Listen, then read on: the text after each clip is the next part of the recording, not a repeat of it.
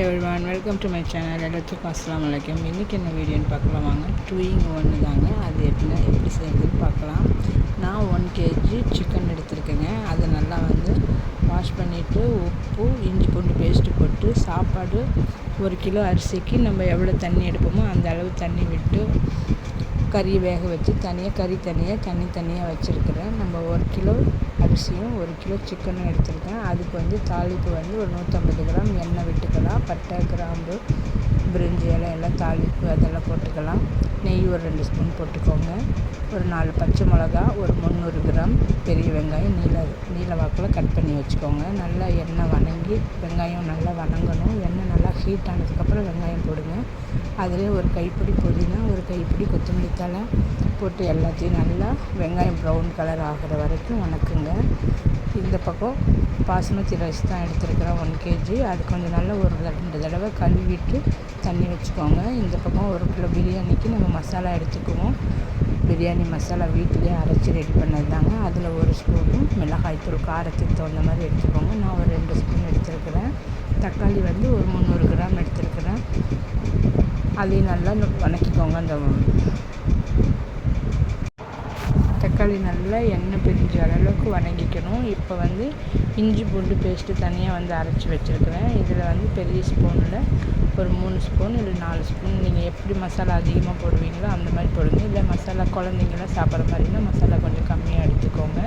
இஞ்சி பூண்டு ஒரு கிலோவுக்கு 25 கிராம் இஞ்சியும் 75 கிராம் பூண்டும் போடுங்க.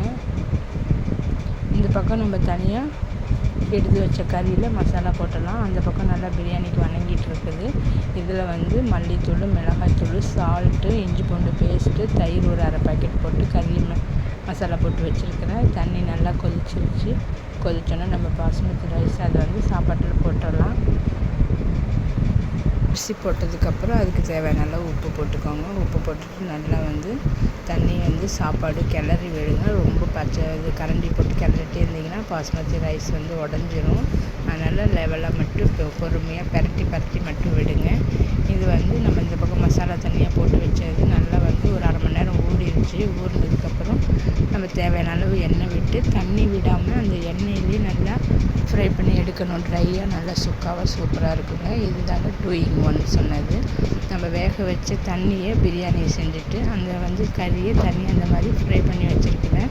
இது ஒரு 20 நிமிஷம் பிரியாணி தம்முக்கு விட்டுருக்குறேன். தம்முக்கு விட்டதுக்கப்புறம் சாப்பாடு பாருங்கள் நல்லா நீளமாக எவ்வளோ கலர்ஃபுல்லாக ரொம்பவும் நல்லா ஜூஸியாக செம்ம டேஸ்ட்டாக இருந்துச்சுங்க. நீங்களும் இந்த மாதிரி ஒரு டைம் ட்ரை பண்ணி நீளமாக நல்லா சூப்பராக வந்திருக்குதுங்க. சாப்பாடு நல்லா தம் ஆயிடுச்சு. இந்த பக்கம் சிக்கன் ஃப்ரையும் நல்லா ரெடி ஆயிடுச்சு. நம்ம முதல்ல வேக வச்சதுனால கொஞ்சம் சீக்கிரமாகவே ஆகிடும். இந்த மாதிரி ஒரு டைம் நீங்களும் ட்ரை பண்ணி பாருங்கள். பிரியாணி, ஆனியன் ரைத்தா, சிக்கன் சுக்கா எல்லாமே செம்ம அல்டிமேட்டாக இருந்துச்சுங்க. இந்த வீடியோ உங்களுக்கு பிடிச்சிருந்தா லைக் பண்ணுங்கள், ஷேர் பண்ணுங்கள், சப்ஸ்கிரைப் பண்ணுங்கள். மறக்காமல் நம்ம சேனலுக்கு சப்போர்ட் பண்ணுங்கள்.